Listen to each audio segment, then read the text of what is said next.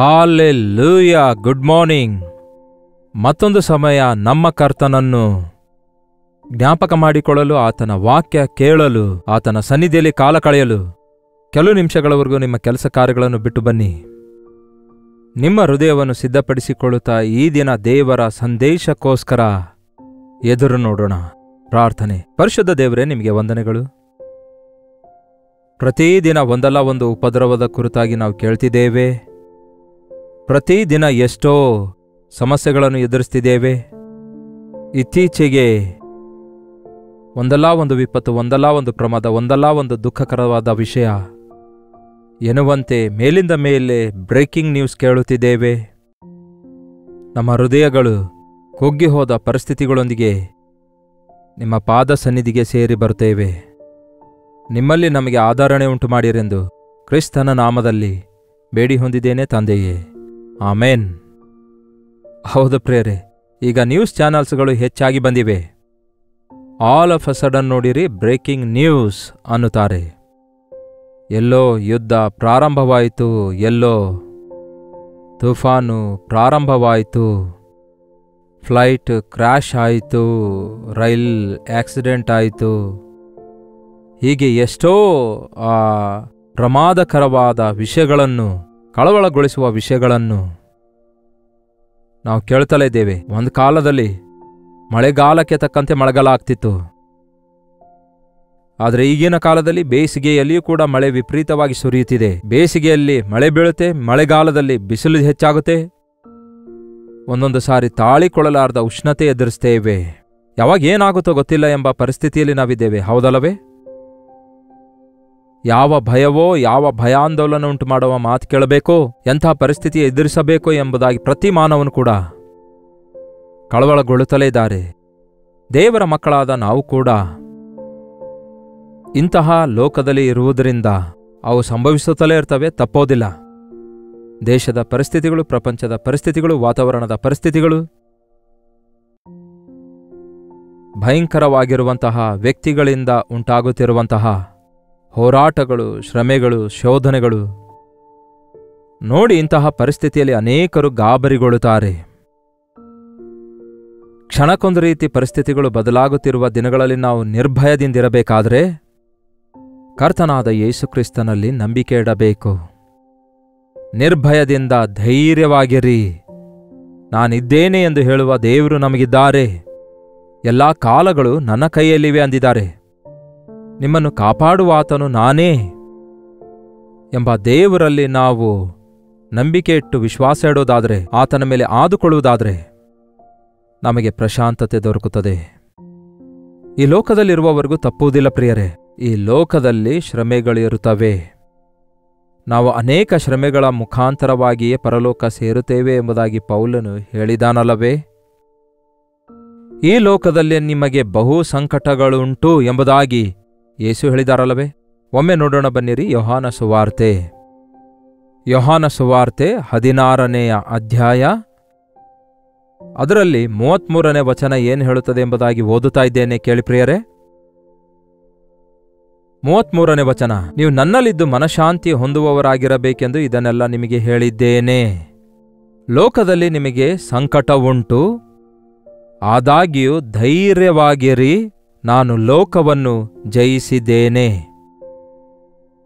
ಲೋಕದಲ್ಲಿ ನಿಮಗೆ ಬಹು ಸಂಕಟವುಂಟು, ಆದಾಗ್ಯೂ ಧೈರ್ಯ ತಂದುಕೊಳ್ಳಿರಿ. ಸಂಕಟಗಳ ಪ್ರವಾಹಗಳಲ್ಲಿ ಕೊಚ್ಕೊಂಡು ಹೋಗಬೇಡಿ. ಶ್ರಮೆಗಳಲ್ಲಿ ಕುಗ್ಗಿ ಹೋಗಬೇಡಿರಿ. ಶ್ರಮೆಗಳಲ್ಲಿ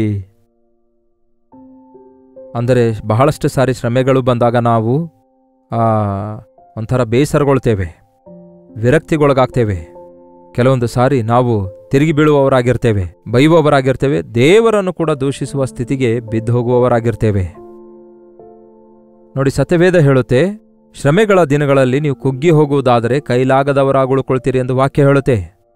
ಶ್ರಮೆ ಬಂದಾಗಲೇ ನಮಗೆ ಧೈರ್ಯ ಅವಶ್ಯಕವಾಗಿರುತ್ತೆ. ಹೋರಾಟಗಳಲ್ಲಿಯೇ ನಮಗೆ ನಿರ್ಭಯದ ಅವಶ್ಯಕತೆ ಇರುತ್ತೆ. ಅದು ಸ್ವಂತವಾಗಿ ನಮಗೆ ಸಿಗದೇ ಇರುವುದರಿಂದ ನಿರ್ಭಯವನ್ನುಂಟು ಮಾಡುವಂತಹ, ಧೈರ್ಯವನ್ನು ಒದಗಿಸಿಕೊಡುವಂತಹ ಕರ್ತನ ಮೇಲೆ ಆದುಕೊಳ್ಳುವುದನ್ನು ಕಲಿಯಬೇಕು. ಲೋಕದಲ್ಲಿ ನಿಮಗೆ ಸಂಕಟಗಳುಂಟು, ಹೌದು, ಅಷ್ಟಕ್ಕೂ ನಿಮಗೆ ಯಾವ ಸಂಕಟಗಳಿವೆ? ನಿಮ್ಮ ಶ್ರಮೆಗಳೇನೆಂದು ಹೇಳ್ರಿ ಎಂದು ಗೆಟ್ ಟುಗೆದರಲ್ಲಿ ನಾನು ಕೇಳ್ತೇನೆ. ಅಷ್ಟೇ ಅಲ್ಲ, ನಮಗೆ ಬರುವ ವಾಟ್ಸಪ್ ಮೆಸೇಜ್ಗಳೆಲ್ಲ ನಾವು ಓದುತ್ತೇವೆ. ಎಷ್ಟೋ ಸಮಸ್ಯೆಗಳಿವೆ ನೋಡಿ ಒಬ್ಬ ಮನುಷ್ಯನಿಗೆ. ಎಷ್ಟು ವಿಧಾನದಲ್ಲಿವೆ ನೋಡಿ ಈ ದಿನಗಳಲ್ಲಿ ಶ್ರಮೆಗಳು ಮನುಷ್ಯರಿಗೆ. ಆರ್ಥಿಕವಾದ ತೊಂದರೆಗಳು, ಕುಟುಂಬ ಸಮಸ್ಯೆಗಳು, ಹಾಗೂ ಆರೋಗ್ಯ ವಿಷಯದಲ್ಲಿನ ಸಮಸ್ಯೆಗಳು, ಸಂಸಾರದ ವಿಷಯದಲ್ಲಿನ ಸಮಸ್ಯೆಗಳು, ಹೀಗೆ ಎಷ್ಟೋ ವಿಧವಾದ ಸಮಸ್ಯೆಗಳು. ಉದ್ಯೋಗದಲ್ಲಿ ಸಮಸ್ಯೆ, ಮನೆಯಲ್ಲಿ ಸಮಸ್ಯೆ, ಬೀದಿಯಲ್ಲಿ ಟ್ರಾಫಿಕ್ ಜಾಮ್. ಇನ್ನೇನು ಹೇಳಬೇಕು ಹೇಳಿ? ಎಷ್ಟೋ ಜನ ಈ ದಿನ ನಾನಾ ವಿಧವಾದ ಸಮಸ್ಯೆಗಳ ಪಾಲಾಗ್ತಿದ್ದಾರೆ. ಅಷ್ಟಕ್ಕೂ ಈ ಆರೋಗ್ಯದ ಪರಿಸ್ಥಿತಿ ನೋಡುವಾಗ ಮನುಷ್ಯನು ಎಷ್ಟು ರೀತಿಯಾಗಿ ಶಾರೀರಿಕ ಬಲಹೀನತೆಯಲ್ಲಿದ್ದಾನೆ ಎಂಬುದಾಗಿ ನೋಡ್ರಿ. ಹೊಸ ಹೊಸ ರೋಗಗಳು ಹೇಗೆ ಹುಟ್ಟಿ ಬರ್ತಿವೆ ನೋಡಿ. ನಮಗೆ ಎಷ್ಟು ಶರೀರ ಭಾಗಗಳಿವೆಯೋ ಅಷ್ಟೊಂದು ಶರೀರ ಭಾಗಗಳಿಗೆ ತಜ್ಞರಾದ ಡಾಕ್ಟರ್ಗಳಿದ್ರೂ ಕೂಡ ಇನ್ನೂ ಯಾವುದೋ ಒಂದು ವಿಪರೀತವಾದಂತಹ ರೋಗಗಳ ಪಾಲಾಗಿ ಈ ದಿನ ಭಯಾಂದೋಲನಗಳಲ್ಲಿ ಅನೇಕರು ಕುಗ್ಗಿ ಹೋಗ್ತಿದ್ದಾರೆ. ಒಂದು ಕಾಲದಲ್ಲಿ ನಾವು ಕೇಳದೇ ಇರುವ ರೋಗಗಳ ಹೆಸರುಗಳು ಈಗ ಕೇಳ್ತಾ ಇದ್ದೇವಲ್ಲವೇ? ಒಂದು ಕಾಲದಲ್ಲಿ ಜಪಾನ್ ಫೀವರ್ ಬಂದಿತ್ತಂತೆ. ಇತ್ತೀಚೆಗೆ ಚೈನಾ ದೇಶದಲ್ಲಿ ಪ್ರಾರಂಭವಾದ ಕೊರೋನಾ ವೈರಸ್ ಎಂಬುದಾಗಿ ಕಂಡುಹಿಡಿದ್ರು. ಎಷ್ಟೋ ವಿಧವಾದ ಗತಕಾಲದಲ್ಲಿ ವಿಪರೀತ ರೋಗಗಳು ಬಂದವು. ನಮಗೆ ಈ ಟಿವಿ ಚಾನಲ್ ಮುಖಾಂತರ ನಮ್ಮೆಲ್ಲರಿಗೆ ಇಷ್ಟೊಂದು ಈಸಿಯಾಗಿ ಪ್ರತಿಯೊಂದನ್ನು ಕೂಡ ನಮಗೆ ತ್ವರಿತವಾಗಿ ಗೊತ್ತಾಗ್ತಾ ಇದೆ.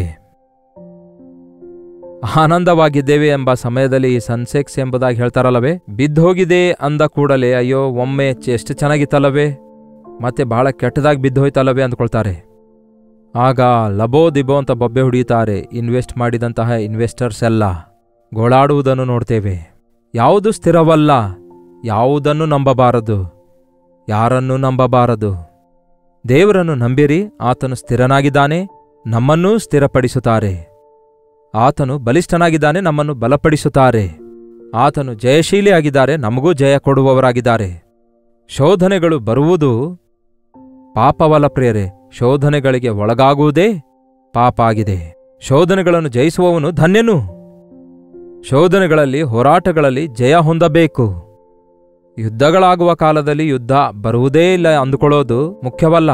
ಯುದ್ಧದಲ್ಲಿ ಗೆಲ್ಲಬೇಕು. ಪರೀಕ್ಷೆ ಇಲ್ಲದಿದ್ದರೆ ನಮ್ಮ ಮಕ್ಕಳಿಗೆ ಚೆನ್ನಾಗಿರುತ್ತೆ ಅಂದುಕೊಳ್ಳೋದು ತಪ್ಪು. ಆದರೆ ಪರೀಕ್ಷೆ ಬಂದಾಗ ಅವರ ಸಾಮರ್ಥ್ಯ ಎಂಥದೆಂದು ಬಯಲಾಗ್ತದೆ. ಆ ಪರೀಕ್ಷೆಯಲ್ಲಿ ಮಕ್ಕಳು ಪಾಸಾದಾಗ ತಾನೇ ಅವರಿಗೆ ಪ್ರಮೋಷನ್ ಸಿಕ್ಕಿ ಅವರು ನೆಕ್ಸ್ಟ್ ಕ್ಲಾಸಿಗೆ ಹೋಗೋದು. ದೇವರು ಯಾವಾಗಲೂ ನಮ್ಮನ್ನು ಅತ್ಯಧಿಕವಾಗಿ ಹೆಚ್ಚಿಸಲು ಇಚ್ಛಿಸುವಾಗ ನಮಗೆ ಒಂದು ಟೆಸ್ಟ್ ಇಡುತ್ತಾರೆ. ಆ ಟೆಸ್ಟ್ಗಳನ್ನು ನೋಡಿ ನೀವು ಭಯಪಡ್ತಿರುವುದಾದರೆ ಮತ್ತೆ ನಿಮ್ಮ ನಂಬಿಕೆ ಏನಾಯಿತು? ನಂಬಿಕೆ ಇರುವಾಗ ನಾವು ಪ್ರತಿಯೊಂದು ಶೋಧನೆಯನ್ನು ಜಯಿಸುತ್ತೇವೆ. ಸ್ವತಃ ಯೇಸುವೇ ಹೇಳಿದ್ದಾರೆ, ಈ ಲೋಕದಲ್ಲಿ ನಿಮಗೆ ಸಂಕಟಗಳುಂಟು, ಆದರೂ ಧೈರ್ಯವಾಗಿರಿ, ನಾನು ಲೋಕವನ್ನು ಜಯಿಸಿದ್ದೇನೆ ಎಂದು ಹೇಳುತ್ತಾರೆ. ನಮ್ಮ ಹಾಗೆ ಯೇಸುಕ್ರಿಸ್ತನು ಎಲ್ಲಾ ವಿಷಯಗಳಲ್ಲಿ ಶೋಧಿಸಲ್ಪಟ್ಟಿದ್ದಾರೆ. ಯೇಸುಕ್ರಿಸ್ತನು ಈ ಲೋಕಕ್ಕೆ ಬಂದು ಸುಖವಾಗಿ ಹಾಯಾಗಿ ಆಡಂಬರದಿಂದ ಜೀವಿಸಿದರು ಅನ್ನುತ್ತೀರಾ? ಇಲ್ವಲ್ಲ. ಆತನು ನಮ್ಮ ಹಾಗೆ ರಕ್ತಮಾಂಸಧಾರಿಯಾಗಿರುವಾಗ ಎಲ್ಲಾ ವಿಷಯಗಳಲ್ಲಿ ನಮ್ಮಂತೆ ಶೋಧಿಸಲ್ಪಟ್ಟನು. ಅಂದರೆ ಹಸಿವೆಯುಳ್ಳವನಾದನು, ದಾಹವಾದನು, ಬೆವರು ಸುರಿಯಿತು, ಆತನು ಕಣ್ಣೀರು ಸುರಿಸಿದನು, ಆತನು ಅವಮಾನಕ್ಕೊಳಗಾದನು, ಹೀಯಾಳಿಸಲ್ಪಟ್ಟನು, ದೂಷಿಸಲ್ಪಟ್ಟನು, ಬಾಧಿಸಲ್ಪಟ್ಟನು, ಅನೇಕರಿಂದ ಆತನು ತಿರಸ್ಕರಿಸಲ್ಪಟ್ಟನು, ಅಪನಿಂದನೆಯ ಪಾಲಾದನು, ಅನ್ಯಾಯದ ತೀರ್ಪಿಗೆ ಒಳಗಾದನು. ಆದರೆ ಎಲ್ಲಾ ವಿಷಯಗಳಲ್ಲಿ ಎದುರು ತಿರುಗಿ ಬೀಳಲಿಲ್ಲ. ಎಲ್ಲಾ ವಿಷಯಗಳಲ್ಲಿ ಸಹಿಸಿಕೊಂಡನು. ಎಲ್ಲಾ ವಿಷಯಗಳಲ್ಲಿ ಆತನೇ ಕರ್ತನು ಒಡೆಯನಾಗಿದ್ದಾನೆ ಎಂಬುದಾಗಿ ನಿರೂಪಿಸಿಕೊಳ್ಳುವುದಕ್ಕೋಸ್ಕರ ಸಹಿಸಿಕೊಂಡು ತಾಳಿಕೊಳ್ತಾರೆ. ನಮಗೋಸ್ಕರ ಯಜ್ಞವಾಗಿ ಅರ್ಪಿಸಿಕೊಡಲು ಆಶಿಸಿದ್ರು. ಆತನು ಕೊನೆಯದಾಗಿ ಇಗೋ ಎಲ್ಲವೂ ತೀರಿತು ಎಂದು ಹೇಳಿದಾಗ, ಇಗೋ ತಂದೆಯೇ ನನ್ನ ಆತ್ಮನಿನ ಕೈಗೆ ಒಪ್ಪಿಸಿಕೊಡುತ್ತೇನೆ ಎಂದು ಕೂಗಿದಾಗ ಅದು ಅಪಜಯವಲ್ಲ ಪ್ರಿಯರೇ. ನೀವು ಮಾಡಲು ಕೊಟ್ಟ ಕೆಲಸ ಎಷ್ಟು ನಿಂದೆ ಸಹಿಸಬೇಕಾದರೂ, ಎಷ್ಟೇ ಬಾಧೆ, ಎಷ್ಟೇ ಶ್ರಮೆ ಅನುಭವಿಸಿ, ಎಷ್ಟೇ ರಕ್ತ ಸುರಿಸಬೇಕಾದರೂ, ತಂದೆಯೇ ಅದನ್ನು ನಾನು ಮಾಡಿ ಮುಗಿಸಿದ್ದೇನೆ. ನಾನು ಈ ಲೋಕಕ್ಕೆ ಬಂದ ಕೆಲಸವನ್ನು ಮಾಡಿ ಮುಗಿಸಿದ್ದೇನೆ. ಮಾನವ ಜಾತಿಗಾಗಿ ಪಾಪ ಕ್ಷಮಾಪಣೆ, ವಿಮೋಚನೆಯ ಕಾರ್ಯವನ್ನು ಸಿದ್ಧಪಡಿಸಿದ್ದೇನೆ. ನನ್ನ ರಕ್ತವನ್ನು ಸುರಿಸಿ ಮಧ್ಯದಲ್ಲಿ ಐ ಡಿಂಟ್ ಗಿವ್ ಅಪ್, ಮಧ್ಯದಲ್ಲಿ ನಾನು ಬಿಟ್ಟು ಬಿಡಲಿಲ್ಲ, ಮಧ್ಯದಲ್ಲಿ ಶಿಲುಬೆಯಿಂದ ಇಳಿದು ಬರಲಿಲ್ಲ. ಎಲ್ಲವನ್ನು ಸಹಿಸಿಕೊಂಡು ಎಲ್ಲವನ್ನು ತಾಳಿಕೊಂಡು ಎಲ್ಲವೂ ತೀರಿತು ಅಂತ ಹೇಳಿ, ತಂದೆಯೇ ಇಗೋ ನಿಮ್ಮ ಕೈಗೆ ನನ್ನ ಆತ್ಮ ಒಪ್ಪಿಸಿಕೊಡ್ತೇನೆ ಅನ್ನುತ್ತಾರೆ. ಎಲ್ಲಿಂದ ಬಂದಿದ್ದೇನೋ ನಾನು ಅಲ್ಲಿಗೆ ಹೋಗ್ತೇನೆ ಅನ್ನುತ್ತಾರೆ. ಯೇಸು ಮತ್ತೆ ತಿರುಗಿ ತಂದೆಯ ಬಲಪಾರ್ಶ್ವದಲ್ಲಿ ಕೂತ್ಕೊಳ್ತಾರೆ. ಮರಣದವರೆಗೂ ನಂಬಿಗಸ್ತರಾಗಿರಿ ಎಂಬುದಾಗಿ ಅದಕ್ಕೋಸ್ಕರವೇ ವಾಕ್ಯ ಹೇಳ್ತದೆ. ಯೇಸುವನ್ನು ಕಂಡುಕೊಂಡ ನಂತರ ಭಯದಿಂದಲೂ ನಡುಗುತ್ತಲೂ ನಾವು ರಕ್ಷಣೆಯನ್ನು ಮುಂದುವರಿಸಬೇಕು. ಕೊನೆಯವರೆಗೂ ತಾಳುವವನೇ ರಕ್ಷಿಸಲ್ಪಡುವನು. ಮರಣದವರೆಗೂ ನಂಬಿಗಸ್ತರಾಗಿರಿ, ನಾನು ಜೀವ ಕಿರೀಟ ಕೊಡುತ್ತೇನೆ ಅಂದಿದ್ದಾರೆ. ನಮ್ಮ ಜೀವಿತದಲ್ಲಿ ಯಾವುದೇ ಶೋಧನೆ ಬಂದರೂ, ಯಾವುದೇ ಹೋರಾಟ ಬಂದರೂ, ಯೇಸು ಹೇಳಿದಂತೆ ಕತ್ತಿಗೆ ಕತ್ತಿ, ಹಲ್ಲಿಗೆ ಹಲ್ಲು, ಕಣ್ಣಿಗೆ ಕಣ್ಣು, ಏಟಿಗೆ ತಿರುಗೇಟು ಅನ್ನುವ ರೀತಿಯಲ್ಲಿರಬಾರ್ದು. ಕೆಟ್ಟದಕ್ಕೆ ಸೋತು ಹೋಗದೆ ಒಳ್ಳೆದ್ದರಿಂದ ಕೆಟ್ಟತನವನ್ನು ಜಯಿಸಿರಿ. ಬೈಯುವವರಿಗೆ ತಿರುಗಿ ಬೈಯೋದೇನು ದೊಡ್ಡ ಕೆಲಸವಲ್ಲ. ಬೈಯುವವರಿಗೆ ಕ್ಷಮಿಸಿ ಪ್ರಾರ್ಥಿಸುವುದನ್ನೇ ಯೇಸು ನಮಗೆ ಕಲಿಸಿದ್ದಾರೆ. ನಿಮಗೆ ಹಾನಿ ಮಾಡಿದವರಿಗೆ ಕಕ್ಷ ಬೆಳೆಸಿಕೊಳ್ಳೋದು ಒಳ್ಳೆಯದಲ್ಲ. ಕಕ್ಷ ಸಾಧಿಸುವುದೇ ನೀವೇನೋ ಒಂದು ದೊಡ್ಡ ಜಯ ಹೊಂದಿದ ಹಾಗೆಲ್ಲ. ನೀವು ಅಂಥವರನ್ನು ಕ್ಷಮಿಸಿ ಅವರ ಕೇಡು ಮರೆತು ಹೋಗುವಂಥದ್ದೇ ಒಂದು ನಿರ್ಭಯದ ಭಕ್ತಿಯನ್ನು ಕ್ರಿಸ್ತನಲ್ಲಿ ನೂತನ ಜೀವಿತ ಹೊಂದಿದ್ದಕ್ಕೆ ಸೂಚನೆಯಾಗಿರುತ್ತೆ. ಏನಾಗಿದೆ ಈ ದಿನ ನಿಮ್ಮನ್ನು ಕಳವಳಗೊಳಿಸುವಂಥದ್ದು? ಯಾವ ವಿಷಯದಲ್ಲಿ ಈ ದಿನ ನೀವು ಹೆಚ್ಚು ಕಳವಳಗೊಳ್ತಾ ಇದ್ದೀರಿ? ನಿಮಗಿಷ್ಟವಿಲ್ಲದವುಗಳ ಕುರಿತು ಯಾಕೆ ಅಷ್ಟೊಂದು ಆಲೋಚಿಸಿ ಅಂಥವರ ಕುರಿತು ಯಾಕೆ ಆ ರೀತಿಯಾಗಿ ಮಾತಾಡ್ತಾ ಇರ್ತೀರಿ? ನಿಮಗಿಷ್ಟವಿಲ್ಲದವರ ಕುರಿತು ಅವರಿಗೆ ಇವರಿಗೆ ಚಾಡಿ ಹೇಳ್ತಾ ಕೂತ್ಕೊಳ್ಬೇಡ್ರಿ. ಆಯ್ತು, ಪರವಾಗಿಲ್ಲ, ತಂದೆಯೇ ಅವ್ರೇನು ಮಾಡ್ತಿದ್ದಾರೋ ಅವರಿಗೆ ಗೊತ್ತಿಲ್ಲ, ಅವರನ್ನು ಕ್ಷಮಿಸಿರಿ ಅಂತ ಹೇಳಿ ಅವರನ್ನು ಬಿಟ್ಬಿಡ್ರಿ. ಆಗ ನೀವು ಪ್ರಶಾಂತವಾಗಿರ್ತೀರಿ. ಮತ್ತೊಬ್ಬರು ನಮಗೆ ಹಾನಿ ಮಾಡಿರುವುದರ ಕುರಿತು ಆಲೋಚಿಸ್ತಾ ಕೂತ್ರೆ ನಾವು ನಮ್ಮ ಪ್ರಶಾಂತತೆ ಕಳ್ಕೊಳ್ತೇವಲ್ಲವೇ? ನಾವು ದೋಷಿಗಳಾಗಿ ಉಳ್ಕೊಳ್ತೇವಲ್ಲವೇ? ಯೇಸು ಕ್ರಿಸ್ತನು ತನಗೆ ಹಾನಿ ಮಾಡಿದವರನ್ನು ಕ್ಷಮಿಸಿಬಿಟ್ಟಿದ್ದಾರೆ ಅಷ್ಟೇ ಹೊರತು ಅವರಿಗೆ ಅಪಕಾರ ಮಾಡಲಿಲ್ಲ. ಈ ದಿನಗಳಲ್ಲಿ ಭಯಂಕರವಾದ ಈ ಲೋಕದಲ್ಲಿ ಇರ್ತಿರುವಾಗ ಸ್ವಂತ ಜನರಿಂದ, ಸ್ವಂತ ಮನೆಯವರಿಂದ ಕೆಲವೊಂದು ಸಾರಿ ನಾವು ನಿಂದೆಗೊಳಗಾಗ್ತಿದ್ದೇವೆ, ಅವಮಾನಕ್ಕೊಳಗಾಗ್ತಿದ್ದೇವೆ, ಅಪಹಾಸ್ಯಕ್ಕೊಳಗಾಗ್ತಿದ್ದೇವೆ, ಹಿಂಸೆಗೊಳಗಾಗ್ತಿದ್ದೇವೆ. ಅಂತಹ ಪರಿಸ್ಥಿತಿಯಲ್ಲಿ ನೀವು ಕೂಡ ಸಾಧಾರಣವಾದ ಲೋಕಸ್ಥರ ಹಾಗೆ ನೀವು ಪ್ರತಿಕ್ರಿಯೆ ಸಲ್ಲಿಸುವುದಾದರೆ, ನೀವು ಒಂದು ವೇಳೆ ಪ್ರವರ್ತಿಸುವುದಾದರೆ ನಿಮಗೆ ಪ್ರಶಾಂತತೆ ದೊರಕದೇ ಇರುವುದು ಸತ್ಯವಲ್ಲವೋ? ಆಗ ದೇವರ ದೃಷ್ಟಿಯಲ್ಲಿ ನೀವು ದೋಷಿಗಳಾಗ್ತೀರಿ. ಪ್ರತಿದಿನ ಬೆಳಗ್ಗೆ ಎದ್ದ ಕೂಡಲೇ, ದೇವರೇ, ಈ ದಿನ ಯಾವುದೇ ಏನೇ ಆಗಲಿ ನಿಮ್ಮ ಮೇಲೆ ಗುರಿಯಿಡುವಂತಹ ಮನಸ್ಸು ನನಗೆ ದಯಪಾಲಿಸಿರಿ. ಪರಿಸ್ಥಿತಿಗಳು ಹೇಗಿದ್ರೂ ಕೂಡ ನಾನು ಕಳವಳಗೊಳ್ಳದಂತೆ ನನ್ನನ್ನು ಅಪ್ಪಿಕೊಳ್ಳುವ ಕರ್ತನಿದ್ದಾರೆ, ನನಗೆ ಜಯ ಕೊಡುವ ದೇವರಿದ್ದಾರೆ, ಆತನು ಜಯ ಹೊಂದಿದಾತನಾಗಿದ್ದಾನೆ. ಆತನಂತಹ ಜಯ ಜೀವಿತ ನಾನು ಜೀವಿಸುತ್ತೇನೆ, ಪ್ರೀತಿಯಿಂದ ಜಯಿಸುತ್ತೇನೆ, ಪ್ರಾರ್ಥನೆಯಿಂದ ಜಯಿಸುತ್ತೇನೆ, ನಂಬಿಕೆಯಿಂದ ಜಯಿಸುತ್ತೇನೆ ಎಂಬುದಾಗಿ ಒಂದು ತೀರ್ಮಾನ ತೆಗೆದುಕೊಳ್ಳ್ರಿ. ಪ್ರತಿ ಸಣ್ಣ ಸಣ್ಣ ವಿಷಯಕ್ಕೆ ಗಾಬರಿಗೊಳ್ಳಬೇಡಿ, ದುಃಖಿಸುತ್ತಾ ಕೂತ್ಕೊಳ್ಬೇಡಿ. ಯಾವುದೊಂದು ವಿಷಯದಲ್ಲಿಯೂ ಕೂಡ ನಕಾರಾತ್ಮಕವಾಗಿ ಆಲೋಚಿಸುತ್ತಾ ನಿಮ್ಮ ಮನಸ್ಸಲ್ಲಿ ಕುಗ್ಗಿ ಹೋಗಬೇಡಿರಿ. ಯಾರು ಯಾವುದೇ ರೀತಿಯಾಗಿರಲಿ, ನಾನು ಮಾತ್ರ ನನ್ನ ಯೇಸುವಿನ ಹಾಗಿರ್ತೇನೆ. ಪರಿಸ್ಥಿತಿಗಳು ಹೇಗಿದ್ರೂ ಕೂಡ ನಾನು ನನ್ನ ಕರ್ತನ ಮೇಲೆ ಆಧಾರಗೊಳ್ತೇನೆ.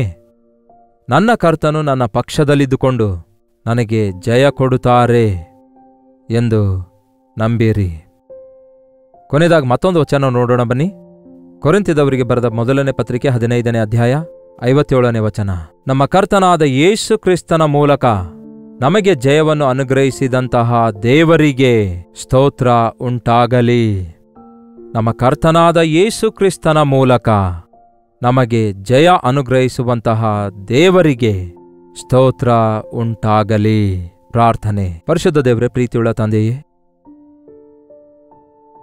ನಿಮ್ಮ ನಾಮದಲ್ಲಿ ಜಯವಿದೆ, ನಿಮ್ಮ ನಾಮದಲ್ಲಿ ಬಲವಿದೆ. ನಿಮ್ಮ ಮೂಲಕ ಅಸಾಧ್ಯವಾದ ಕಾರ್ಯಗಳು ಸುಸಾಧ್ಯವಾಗುತ್ತವೆ ಎಂದು ನಾವು ನಂಬುತ್ತೇವೆ. ಪ್ರತಿಯೊಂದು ವಿಷಯಕ್ಕೆ ನಾವು ಕಳವಳಗೊಂಡು ಕುಗ್ಗಿ ಹೋಗುವವರಾಗಿ ಇರದಂತೆ ನಿಮ್ಮ ಮೇಲೆ ಆಧಾರಗೊಳ್ಳುವ ಹಾಗೆ, ಆಧ್ಯಾತ್ಮಿಕ ಬಲದಿಂದಲೂ ಕ್ರಿಸ್ತನ ಪ್ರೀತಿಯಿಂದಲೂ ತುಂಬಲ್ಪಡುವ ಹಾಗೆ, ಚಂಚಲತ್ವದಿಂದ ಚಪಲಚಿತ್ತರಾಗದೆ ನಂಬಿಕೆಯುಳ್ಳವರಾಗಿ ಮರಣದವರೆಗೂ ನಂಬಿಗಸ್ತರಾಗಿರುವ ಹಾಗೆ ನಮ್ಮಲ್ಲಿ ಪ್ರತಿಯೊಬ್ಬರಿಗೂ ಸಹಾಯ ಮಾಡಿರೆಂದು ಕ್ರಿಸ್ತನ ನಾಮದಲ್ಲಿ ಬೇಡುತ್ತೇನೆ ತಂದೆಯೇ, ಆಮೇನ್. ನಮ್ಮ ತಂದೆಯಾದ ದೇವರ ಪ್ರೀತಿಯೂ, ಮಗನಾದ ಕ್ರಿಸ್ತನ ಕೃಪೆಯೂ, ಆದರಣೆಕರ್ತನಾದ ಪವಿತ್ರಾತ್ಮನ ಸಹವಾಸವು ಕೂಡಿ ಬಂದಿರುವ ನಮ್ಮೆಲ್ಲರ ಸಂಗಡ ಇಂದಿಗೂ ಸದಾಕಾಲಕ್ಕೂ ನೆಲೆಯಾಗಿರಲಿ. ಆಮೇನ್. ದೇವರಿಗೆ ಸ್ತೋತ್ರ. ನಿಮ್ಮ ಪ್ರಾರ್ಥನಾ ಮನವಿ 8939731313 ನಂಬರ್ಗೆ ನೀವು ಇತರ ದೇಶದಿಂದ ವೀಕ್ಷಿಸುವುದಾದರೆ ಕೊಡಲ್ಪಟ್ಟ ಇದೇ ನಂಬರಿಗೆ ಒಂದು ಟೆಕ್ಸ್ಟ್ ಇಲ್ಲವೇ ವಾಯ್ಸ್ ಮೆಸೇಜ್ ಮೂಲಕ ವಾಟ್ಸಪ್ ಕಳಿಸಿಕೊಡಿ. ನಿಮ್ಮ ಪಕ್ಷದಲ್ಲಿ ನಾವು ಪ್ರಾರ್ಥಿಸಲು ಯಾವಾಗಲೂ ಸಿದ್ಧರಾಗಿದ್ದೇವೆ. ನೀವು ಪ್ರಾರ್ಥಿಸಬೇಕು ಪ್ರಿಯರೇ. ಡಾಕ್ಟರ್ ಜಯಪಾಲ್ ಕನ್ನಡ ಯೂಟ್ಯೂಬ್ ಚಾನಲನ್ನು ಸಬ್ಸ್ಕ್ರೈಬ್ ಮಾಡಿಕೊಳ್ಳಿರಿ, ಲೈಕ್ ಮಾಡಿರಿ ಮತ್ತು ಅದೇ ಸಮಯದಲ್ಲಿ ಇತರರಿಗೆ ಶೇರ್ ಮಾಡುವುದನ್ನು ಮರೆಯಬೇಡಿರಿ. ನಿಮಗೋಸ್ಕರ ದಿನಾಲೂ ದೇವರ ವಾಕ್ಯವನ್ನು ಅನೇಕ ದಿನಗಳಿಂದ ಅನೇಕ ವಿಧಾನದಲ್ಲಿ ಸಾರುತ್ತಿದ್ದೇವೆ. ಆಧ್ಯಾತ್ಮಿಕವಾಗಿ ಬಲಗೊಳ್ಳಿರಿ.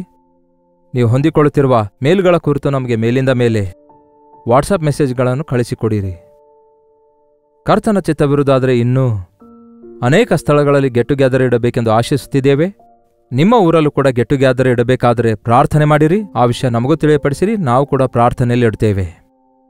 ಮತ್ತು ಕರ್ತನ ಚಿತ್ತವಿರುವುದಾದರೆ ನಾಳೆ ಇದೇ ಅನುದಿನದ ಧ್ಯಾನ ಎಂಬ ಕಾರ್ಯಕ್ರಮದಲ್ಲಿ ಮತ್ತೆ ಭೇಟಿಯಾಗೋಣ. ಈ ದಿನ ಬುಧವಾರವಲ್ಲವೋ? ಕರ್ತನು ನಿಮಗೆ ಕೊಟ್ಟಿರುವ ಸಭೆಯಲ್ಲಿ ಮಧ್ಯವಾರದ ಪ್ರಾರ್ಥನೆ ಇರುವುದಾದರೆ ತಪ್ಪದೆ ಭಾಗವಹಿಸಿರಿ. ಜೊತೆ ವಿಶ್ವಾಸಿಗಳೊಂದಿಗೆ ಸೇರಿ ಪ್ರಾರ್ಥಿಸುವವರಾಗಿರಿ. ಅಲ್ಲಿವರೆಗೂ ದೇವರ ಮಹಾಕೃಪೆ ನಿಮ್ಮೆಲ್ಲರೊಂದಿಗಿರಲಿ.